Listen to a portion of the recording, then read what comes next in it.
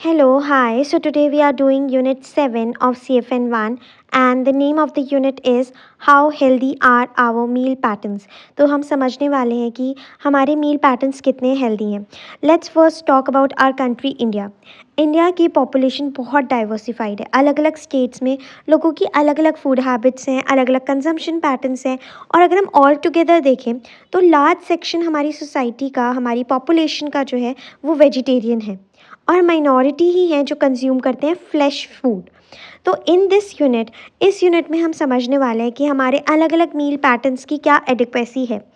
सबसे पहले हम इन जनरल आइडिया ले लेते हैं कि इंडिया के अंदर क्या मील या फूड पैटर्न है.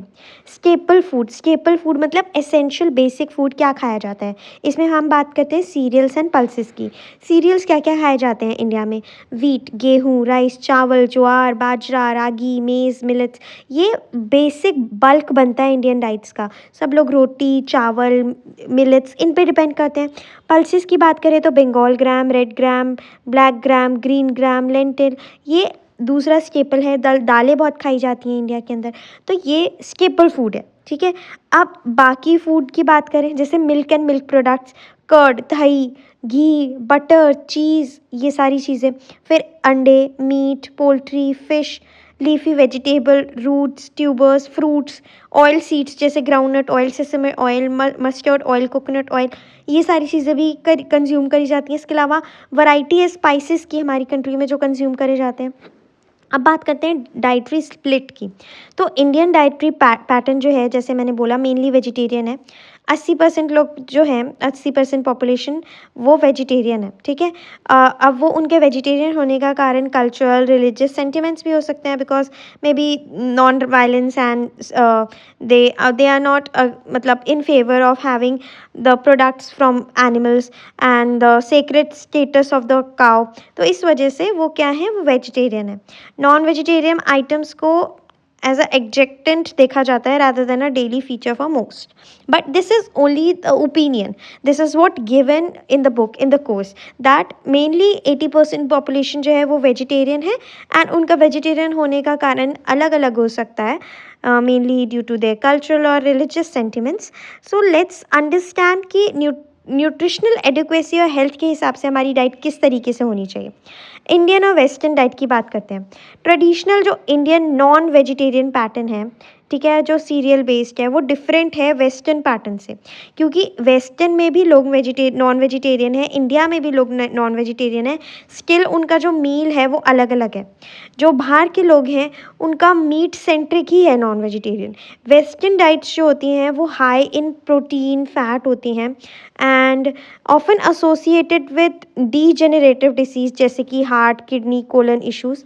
इंडियन पैटर्न देखें तो वेदर वेजिटेरियन या नॉन वेजिटेरियन, हमारा जनरली जो डाइट होती है उसमें लो फाइबर होता है, जिससे कि हमको हाई इंसिडेंट्स होते हैं कोलन कैंसर के इंडिया के अंदर, क्योंकि हमारी डाइट में इनफ फाइबर नहीं होता. हाउएवर जो टेक्स्ट है बुक में ये सजेस्ट करता है कि इंडियन डाइटरी पैटर्न जो है as compare to western pattern healthier ही है. इंडिया का डाइट पैटर्न बाहर से कंपेयर करें तो हेल्दी ही है. और ये स्टडीज़ भी शो करती है कि जो प्योर वेजिटेरियन डाइट्स होती हैं वो भी वेल नरिश्ड हो सकती हैं. And the endurance of Indian vegetarian, जो इंड्योरेंस है इंडियन वेजिटेरियंस का, वो कंपेरेटिवली ज़्यादा है, इज़ कंपेरेबल और इवन सुपीरियर ही है मीट ईटर्स से. अब हम समझते हैं कि क्या क्या मॉडर्न चैलेंजेस या इनएडिक्वेसीज हैं. सबसे पहले rise of fast food and obesity. Globalisation की वजह से अब इंटीग्रेट हो गई हमारी इकॉनमी वर्ल्ड, तो सब जगह से हम कंज्यूम कर सकते हैं कोई भी प्रोडक्ट, कोई भी चीज़. तो ग्लोबलाइजेशन और इंक्रीज परचेजिंग पावर की वजह से ये देखा गया है कि फ़ास्ट फूड की कंजम्पशन भी इंक्रीज़ हो गई है, जिससे लोग क्या कर रहे हैं, ज़्यादा से ज़्यादा कैलोरीज कंज्यूम कर रहे हैं और एसेंशियल न्यूट्रिएंट्स की कमी हो रही है उनके अंदर, जिससे कि प्रॉब्लम्स जैसे कि ओबेसिटी हो रही है इंडियन लोगों में, अडल्ट्स में, यहाँ तक कि बच्चों में भी.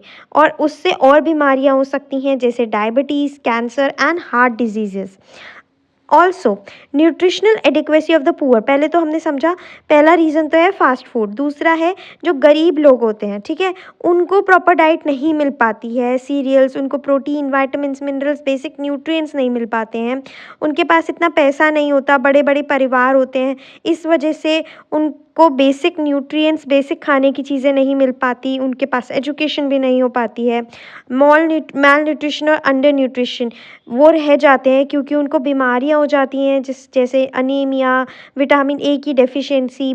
तो उस वजह से वो बहुत परेशान रहते हैं लोअर इनकम ग्रुप्स, क्योंकि वो इस प्रॉब्लम्स के शिकार हो जाते हैं। इम्प्रूवमेंट क्या लाई जा सकती है? न्यूट्रिशनल कंटेंट जो होता है पुअर डाइट का, उसको इम्प्रूव कर सकते हैं सूटेबल कॉम्बिनेशन बना के फूड के, जो कि सिंपल भी हो, कॉस्ट इफेक्टिंग भी हो। जैसे कि घर पे ही स्प्राउट कर लेना, फर्मेंटेशन कर लेना। तो ये तरीके हैं जिससे कि हम अपने मील्स को और अच्छा बना सकते हैं। तो हमने समझा कि इंडिया के अंदर मेनली वेजिटेरियन खाया जाता है, नॉन वेजिटेरियन खाया भी जाता है, तो वो ज़्यादातर जो होता है वो मीट सेंट्रिक नहीं होता, वो तब भी सीरियल सेंट्रिक ही होता है।